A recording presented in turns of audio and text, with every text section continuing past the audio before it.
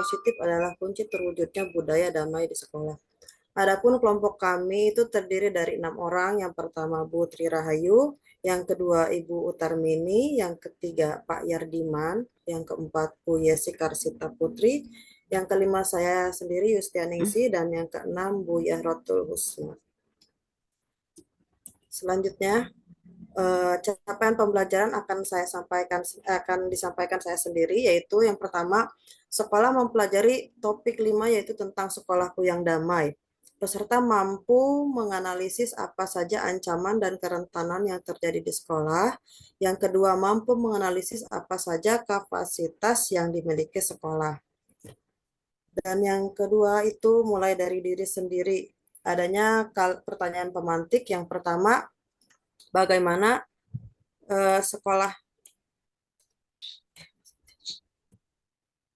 Bagaimana sekolah yang Anda harapkan? Yang kedua, apa saja langkah-langkah yang akan Anda lakukan untuk mewujudkan sekolah damai?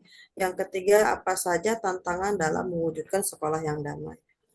Untuk slide selanjutnya akan disampaikan oleh Bu Yesi tentang aktivitas yang akan dilaksanakan sampai dengan kegiatan refleksi. Kepada Ibu Yesi, saya persilahkan. Ya, terima kasih. Langsung saja di aktivitas yang akan dilaksanakan yaitu menjodohkan sekolahku yang damai. Dan di sini adalah langkah-langkah aktivitasnya yaitu menjodohkan gambar dengan kartu penyelesaian. Yang pertama, membagikan beberapa gambar ancaman tentang gambar intoleransi agama, gambar bullying, pelecehan seksual, berkelahi, dan mengucilkan teman yang berbeda ras. Lalu dilanjutkan dengan membagikan kartu kalimat penyelesaian sejumlah gambar yang tadi ada 5. Selanjutnya tugasnya itu menjodohkan gambar dengan kartu kalimat penyelesaian yang sesuai.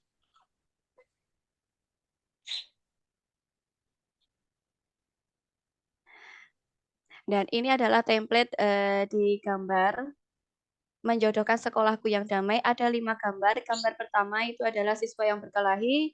Gambar yang kedua itu tentang pelecehan seksual. Gambar ketiga itu tentang bullying. Gambar keempat itu tentang intoleransi agama. Dan gambar terakhir tentang ras. Tentang mengejek ras temannya. Dan ini adalah kartu kalimat penyelesaian. Ada 5 kartu. Yang pertama tidak membedakan ras, suku, dan agama. Yang kedua, saling menghormati antar umat beragama, melerai apabila melihat teman berkelahi, lalu memberikan sosialisasi tentang stop bullying di sekolah, dan terakhir, memberikan bimbingan dan pendekatan kepada siswa yang melakukan pelecehan. Jadi nanti kartu ini ditempel di gambar yang sesuai. Tuh, jadi sebagai kartu penyelesaian. Next.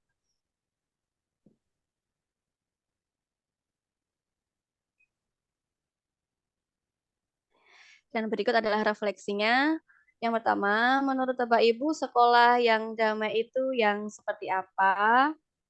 Yang kedua, apakah sekolah Bapak Ibu pernah mengalami ancaman seperti pada gambar di atas? Jika pernah, bagaimana cara mengatasinya? Yang ketiga, menurut Bapak Ibu, apa saja kebijakan-kebijakan yang dapat dibuat oleh sekolah guna menciptakan sekolah yang damai? Untuk refleksi ini mungkin ada yang ingin menjawab. Untuk yang pertama, menurut Bapak Ibu, sekolah yang damai itu yang seperti apa? Monggo. Mungkin ada yang ingin menjawab. Saya Bu Yesi. Yeah. Menurut saya sekolah yang damai itu adalah sekolah yang ramah anak, di mana tidak ada kekerasan, baik secara verbal maupun secara fisik pada diri-diri anak. Pada masing-masing. Ya, sekolah yang ramah anak. Ya, sekolah yang ramah anak. Ya, seperti sekarang yang sedang digalakkan itu banyak sekali sedang digalakkan sekolah yang ramah anak. Lalu untuk yang refleksi yang kedua, apakah sekolah Bapak Ibu pernah mengalami ancaman seperti pada gambar yang tadi dijelaskan di atas? Jika pernah, bagaimana ya cara mengatasinya? Monggo, Pak. Ada yang ingin menjawab?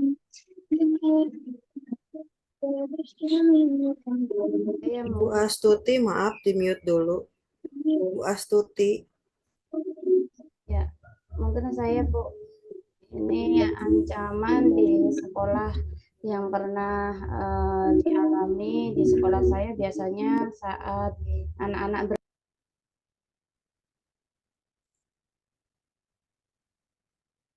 Monggo Bu Husna. Bu Husna ke mute, Bu Husna. ya. Biasanya yang biasa terjadi di sekolah saya itu ada yang berkelahi, kemudian nanti mengatasinya dengan kami panggil ke ruangan kantor untuk diberi pembinaan, begitu. Ya, jadi di antara gambar tadi mungkin yang terjadi itu ya Bu ya, berkelahi ya. Mungkin kalau berkelahi sering sangat sering terjadi di sekolah SD ya. Dan cara mengatasinya dengan memanggil ke kantor dan diberi bimbingan nggih Bu Husna. Iya Pak? Iya, nggih, Bu. Oh, nggih. Dan untuk yang refleksi yang ketiga yaitu menurut Bapak Ibu, apa saja kebijakan yang dapat dibuat oleh sekolah guna menciptakan sekolah yang damai? Monggo, adakah yang bisa menjawab? Saya Bu Yusi, Bu Yasi. Nggih, nggih, nggih. Monggo Pak Yardiman. Menurut saya, ketika di sekolah terjadi sesuatu yang tidak menciptakan kedamaian, itu apabila kita mempunyai kebijakan-kebijakan yang dapat kita buat, salah satunya ada sosialisasi dari wali murid. Di antaranya yang kedua, kita bisa bekerja sama dengan pihak keamanan yang terkait. Mungkin ada seperti sosialisasi yang menghadirkan pihak-pihak keamanan, contohnya seperti dari kepolisian, begitu Bapak Ibu. Matur nuwun. Nggih. Ya terima kasih Pak Yardiman. Jadi seperti menghadirkan dari pihak kepolisian Ya, untuk memberikan sosialisasi ngoten nggih? betul, betul, Oh, betul. nggih. Iya. Menghadirkan pihak-pihak terkait ya, terutama ini yang saat ini sedang terjadi itu tentang bullying ya. Mungkin bisa Betul, menghadirkan yang sesuai dan mensosialisasikan stop bullying. Yeah. Terima kasih. Untuk slide selanjutnya akan disampaikan oleh teman saya. Oke. Terima kasih Bu Yesi yang sudah memaparkan materi. Selanjutnya yaitu tentang konsep 1 dan konsep 2 akan disampaikan oleh Bu Tarmini. Kepada Bu Tarmini saya persilahkan.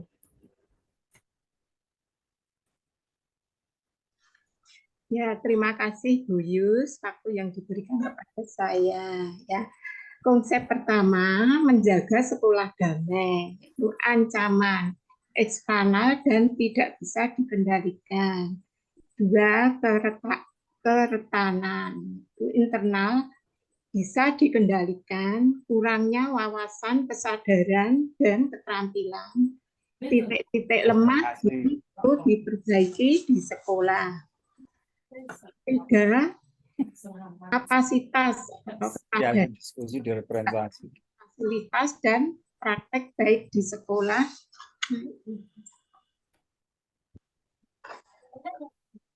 2, konsep 2, membangun sistem meningkatkan kapasitas. 1, dimensi-dimensi yang dikembangkan pada program tersebut antara lain kedamaian dan anti kekerasan, hak asasi manusia, demokrasi, toleransi, dan pemahaman antar bangsa dan antar budaya, serta pemahaman perbedaan budaya dan bahasa.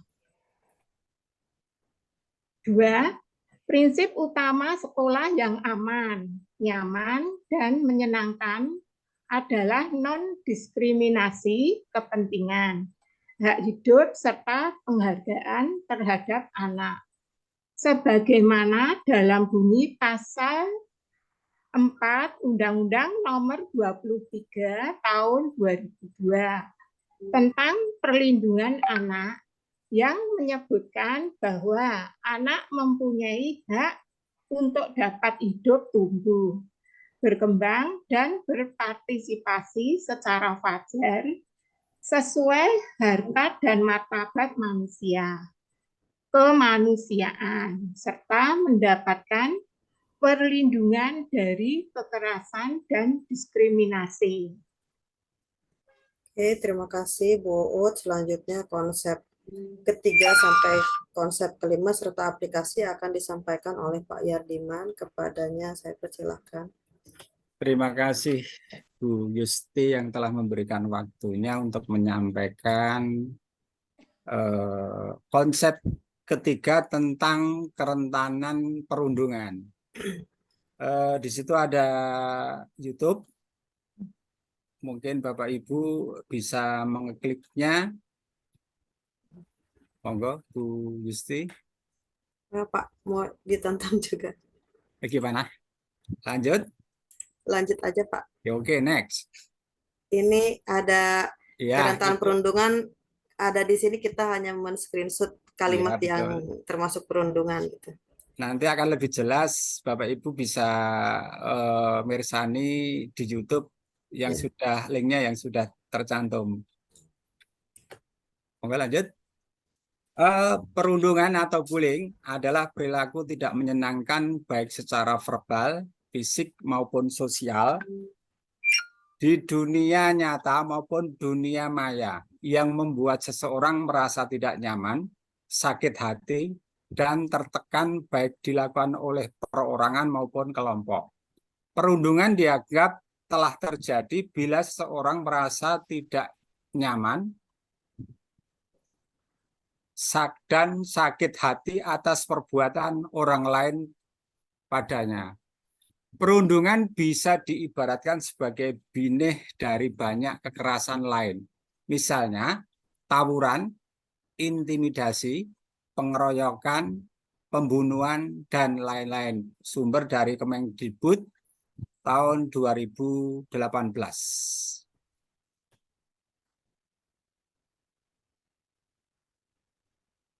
Konsep yang keempat, kerentanan kekerasan seksual. Bapak Ibu bisa melihat atau mersani di YouTube itu ada sebuah video yang screenshot, ada seorang anak perempuan atau adik cantik mampir dulu ke sini, minta nomor teleponnya dong. Nah, ini salah satu pelecehan seksual secara verbal. Lanjut.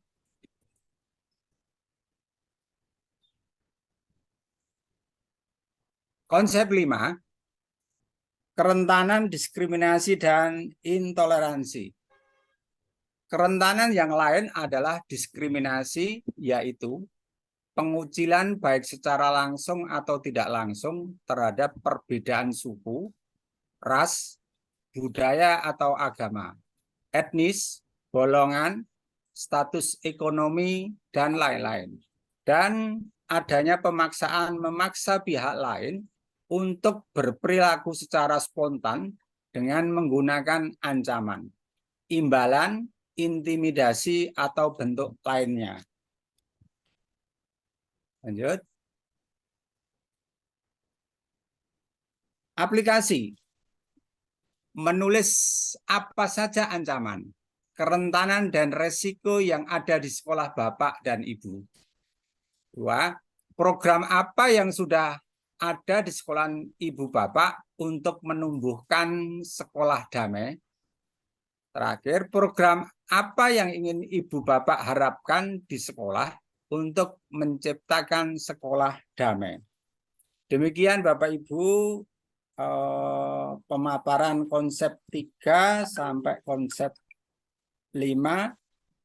Kurang lebihnya mohon maaf, saya kembalikan kepada Bu Yusti. Martunun. Terima kasih Pak Yardiman, terima kasih teman-teman yang sudah mengikuti presentasi dari kelompok kami. Kata penutup atau intisari dari kelompok kami yaitu kita harus menciptakan sekolah yang damai, aman, nyaman bagi siswa. Jadi tidak hanya fokus untuk kegiatan belajar pengetahuan saja, tetapi juga harus ada pendidikan karakter yang sesuai dengan kurikulum merdeka yang kita terapkan atau kita gunakan pada saat ini. Demikian presentasi yang dapat kami sampaikan, kurang lebihnya kami mohon maaf. Masukan dari teman-teman semua serta dari Bapak dosen sangat kami tunggu. Terima kasih. Wassalamualaikum warahmatullahi wabarakatuh. Waalaikumsalam warahmatullahi wabarakatuh. Waalaikumsalam warahmatullahi wabarakatuh.